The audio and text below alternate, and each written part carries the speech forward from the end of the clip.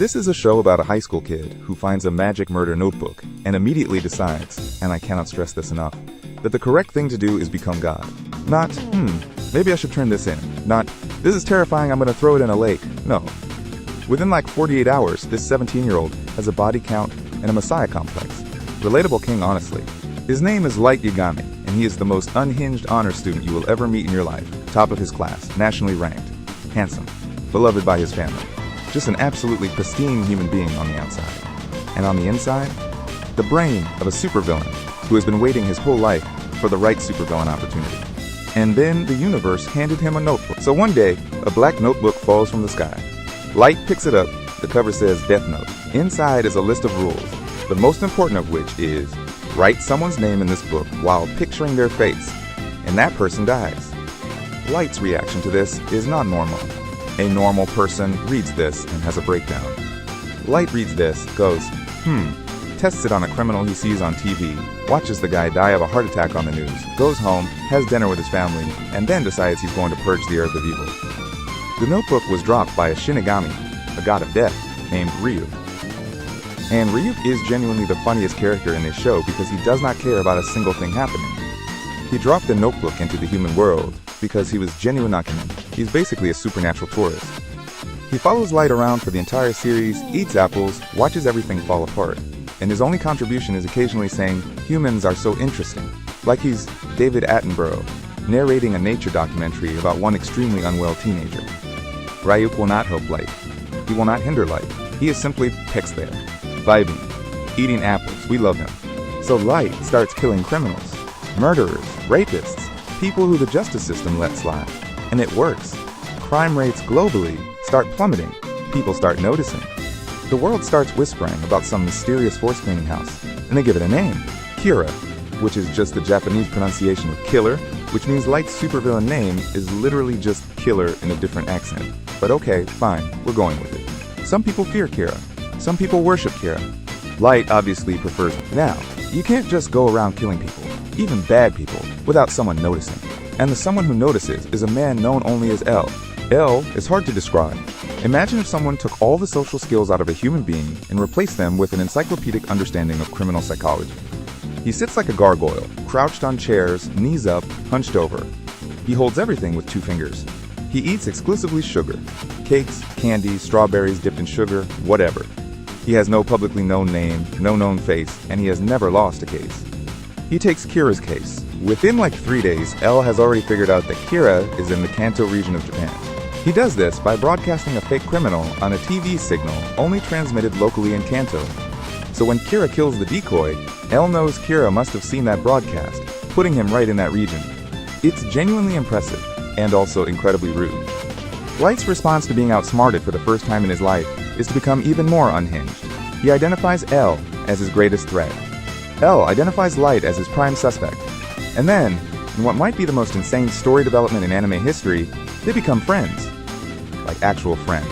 L gets himself enrolled in Light's university, tells Light directly, I think you're Kira, and Light goes, wow, that's crazy, wanna play tennis? And they play tennis.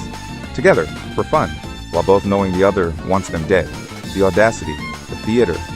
There's not a therapy session long enough for either of these. Meanwhile, a second Death Note shows up in the human world, because apparently Shinigami are just handing these things out now, and it lands with a girl named Misa Amane. Misa is a model, and she is absolutely obsessed with Kira, because Kira killed the man who murdered her parents.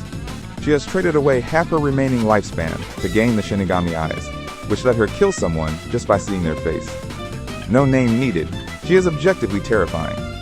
She is also so deeply, catastrophically in love with Light that it physically hurts to watch.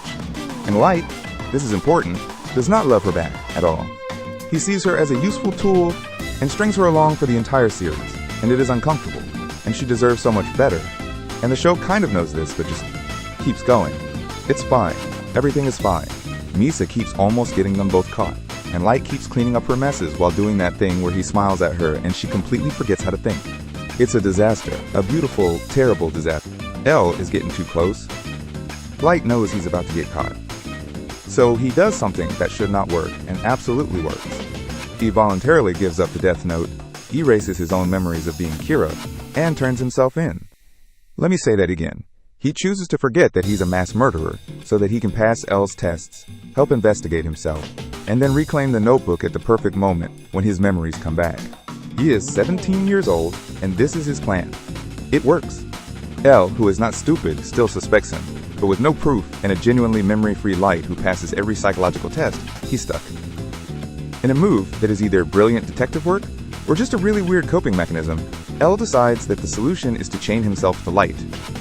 Literally, handcuffed together, 24/7, sleeping in the same room, working out together, having deeply loaded conversations while being legally attached to each other. It's the most dramatic roommate situation in television history. Eventually, Light gets his memories back and engineers a trap.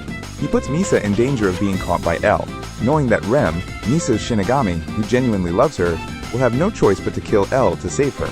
Rem writes L's name in the Death Note, and L, the greatest detective who ever lived, goes out quietly. He just falls. There's no speech, no final revelation. Light catches him for a second, looks at him, and you can almost see something human flicker across his face before he shuts it off completely. Rem is destroyed in the process. Shinigami who killed to extend a human's life are obliterated. Light planned for that too. The story jumps forward 4 years. Light is now genuinely running things. He's embedded himself in the task force, controls the investigation, and crime worldwide has dropped so significantly that there are entire countries where people are building shrines to Kira. He has achieved, at minimum, a cult following and at maximum, a religion. He also has developed a habit of narrating his own brilliance to himself in real time, which, buddy, go outside, get a hobby. You need to talk to someone who isn't a Shinigami. But here's the problem. L had 2 kids. 2 orphans he raised and trained at a place called Whammy's house.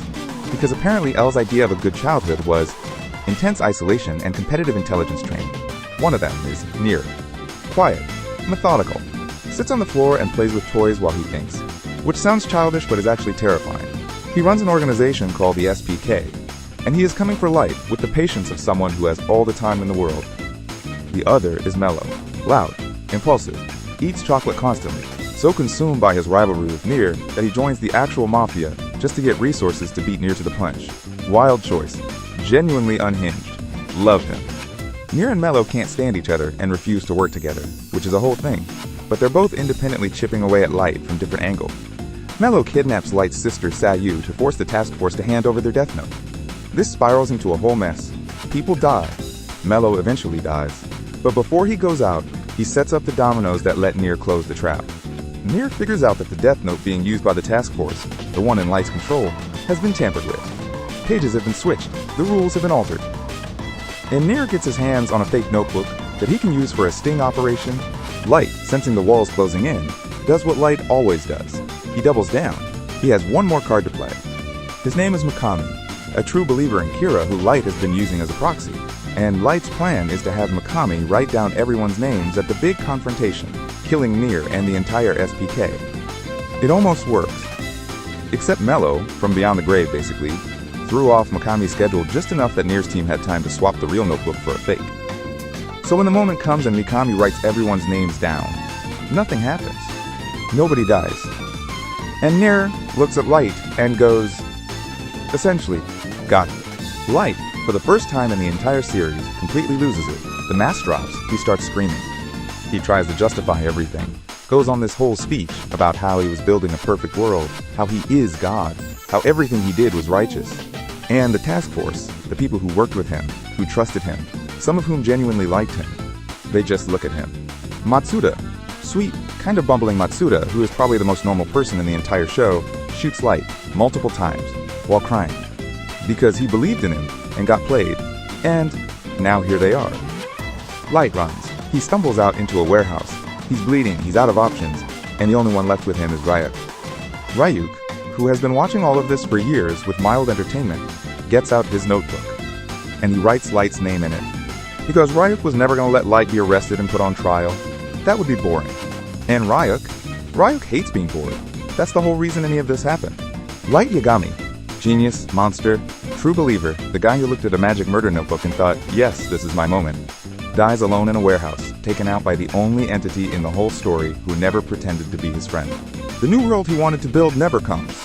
Crime goes back up. Life goes on. Nier sits somewhere playing with toys, having won. Not sure it feels like winning. And Ryuk? Ryuk goes back to the Shinigami realm.